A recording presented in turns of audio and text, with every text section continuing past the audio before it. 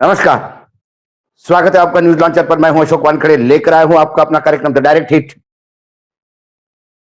इस देश पर 205 लाख करोड़ से ज्यादा का कर्जा है। मतलब हर भारतीय पे हम लाख सवा लाख से ऊपर का कर्जा मान लें। देश की हालत बहुत पतली है। जीएसटी बढ़ रहा था, लेकिन वो इंपोर्ट पे लगाने वाले टैक्स पे। अब हमारे यहाँ इंपोर्ट पे टैक्स कम होगा, क्योंकि अमेरिका ने डंडा घुमाया है। किसानों की हालत बदतर है, नौकरियां नहीं है। इन्वेस्टर शेयर मार्केट से भाग रहे हैं, शेयर मार्केट धड़म हो रहा है, रुपया गिर रहा है। क्या ऐसा पैरामीटर है कि जहां हम अपने आप को कहे कि हम बहुत प्रगतिशील है और भारत तरक्की कर रहा है? एक आंकड़ा जरूर, 60 करोड़ लोगों ने गंगा में डुबकी लगाई। ये बता बता के भारत को महिमा मंडित या आपको महिमा मंडित करने का प्रयास चल रहा है। लेकिन अमेरिका जैसा देश जैसे ही ट्रंप सत्ता में आया, सबसे पहले खर्चे में कटौती की घोषणा की। और खर्चे के कटौती के चलते ही कई जगह जो पैसे जा रहे थे अमेरिका के, वो रोक लिए गए। यहां तक कि अमेरिकन कंपनियों को पे जो कर लादे जा रहे थे विदेश के बाकी देशों द्वारा, उनको भी रोक लिया गया, जिसमें भारत भी है। मैं ये सारी गाथा इसलिए पढ़ रहा हूं क्योंकि कुछ आंकड़े और कुछ तथ्य हमारे सामने आए। जब हमारे प्रधानमंत्री विदेश जाते हैं तो मोदी मोदी के नारे लगाने वाले स्टेडियम गूंजते हैं। पूरे टेलीविजन चैनल पूरे दिन भर मोदी जी का कैसा स्वागत हो रहा है विदेश में, और विदेशी लोग कैसे मोदी जी पे टूट पड़ रहे हैं और हम विश्व गुरु बनने के लाइन में हैं, ये प्रतीत करने का प्रयास करते हैं। ये आपके ब्रेन पे हेमरेज करते हैं लगातार। आपको इस बात का फील देते हैं कि देखिए विश्व में कितनी बड़ी रिसेप्शन हो रहा है और कितना बड़ा क्या था। कुछ पुरानी फिल्में यदि आप देखें, फिल्में मतलब हिंदी फिल्में नहीं, कुछ आर्काइव्स की जो रिकॉर्डिंग्स है भारत सरकार की, तो पता पड़ता है कि जब जवाहरलाल नेहरू पहली बार इंग्लैंड गए प्रधानमंत्री बनने के बाद, तो पूरा लंदन कैसा रास्ते पे उतर गया था। उसमें वो भारतीय नहीं थे जो मो नेहरू नेहरू के नारे लगा रहे थे। वो ब्रिटेन थे, वो अंग्रेज थे जो देखना चाहते थे कि भारत के नए प्रधानमंत्री कौन है, और जो आदमी जिसकी किताबें उन्होंने पढ़ी थी, जिसके भाषण उसने सुने थे, वो आदमी कौन है। लेकिन हमारे प्रधानमंत्री जी को लोग बुलाने के लिए भी खर्चा करना पड़ता है। ये बात मैं कोई अपने जुबान की या अपनी मनगढ़ंत नहीं कह रहा हूं। ये बात एक आरटीआई एक्टिविस्ट है, उसके आरटीआई से जो कुछ उसने निकाला है, उससे कुछ बातें समझ में आई हैं। प्रधानमंत्री नरेंद्र मोदी 2024 में एक के बाद एक कई देशों का दौरा कर चुके हैं। इस दौरान विदेश में रहने वाले भारतीय लोग की सामुदायिक कार्यक्रमों में उमड़ती भीड़, जो देश में लगातार सुर्खियों में दिखाई जाती है।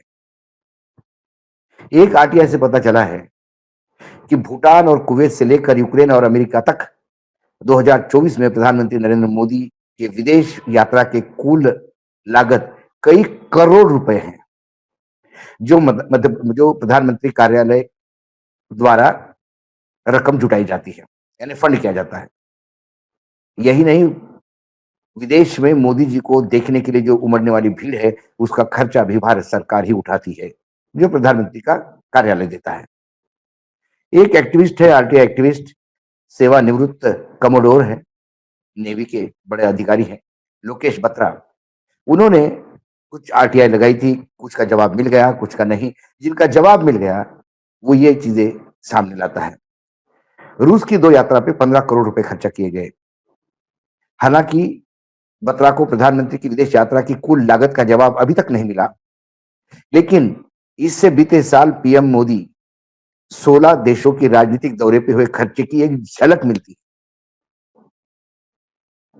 आरटीआई के जवाब के अनुसार सरकार ने प्रधानमंत्री की 2 रूस यात्राओं पर 15 करोड़ रुपए से अधिक खर्च किए, जबकि अबू धाबी की यात्रा पर लगभग 5 करोड़ रुपए खर्चा हुए।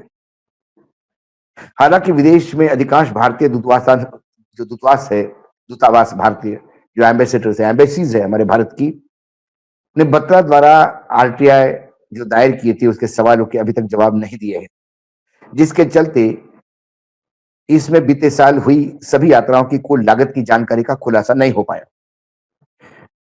नरेंद्र मोदी जी ने जिन जिन देशों का दौरा किया, वहां के सभी भारतीय दूतावासों में आरटीआई दाखिल करने के बावजूद बत्रा को अभी तक सिर्फ 2 देशों की एम्बेसी से जवाब मिला।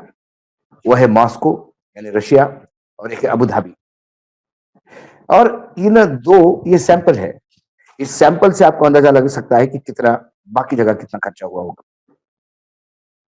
अब मॉस्को रिसेप्शन की लागत 1 करोड़ 87 लाख रुपए है। अबू धाबी में भारतीय दूतावास के अनुसार फरवरी 2024 में मोदी जी की यूएई यात्रा पर 4 करोड़ 95 लाख रुपए खर्च किए गए, जिसमें व्यय त्रिपरिषद के बजट मत के तहत से किया गया था।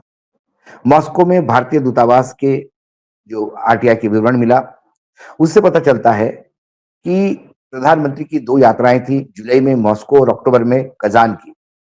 इस पे कुल 15 करोड़ रुपए खर्चा हुए हैं।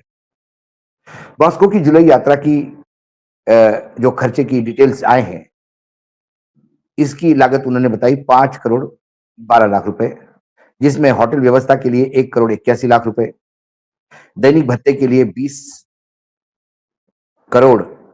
लाख 81 हजार रुपए, सामुदायिक स्वागत के लिए, ये सामुदायिक स्वागत जो है वो ये वही है, मोदी मोदी, 1 करोड़ 87 लाख रुपए, परिवहन जो ट्रांसपोर्टेशन है उसमें करीब करीब 60 लाख रुपए, अन्य विविध खर्चों के मद में 62 लाख 56 हजार रुपए शामिल है। कजान की अक्टूबर यात्रा में सरकारी खजाने पे 10 करोड़ 24 लाख का लोड पड़ा, यानी खर्चा हुआ। अब सवाल ये उठता है कि हमारा देश जो है, क्या सिर्फ मोदी मोदी कहने के लिए करोड़ों रुपए फेंक सकता है क्या? क्या इसके पहले भी विदेश में प्रधानमंत्री गए नहीं? मनमोहन सिंह भी गए होंगे, उनका भी खर्चा आप निकाल सकते हैं। उनकी लागत में सामुदायिक रिसेप्शन पे कब करोड़ों रुपए खर्चा हुए? सवाल ये है। कुल मिलाकर इवेंट बनाना और इवेंट के भरोसे खेल करना, यही काम मोदी सरकार करते आ रही है। आपकी उस विदेश यात्रा से भारत को क्या मिलता है, भारत क्या खोता है, भारत क्या पाता है, इससे ज्यादा मोदी जी का स्वागत कितना भव्य हुआ, इसी पे चर्चाएं के दौर चलते हैं।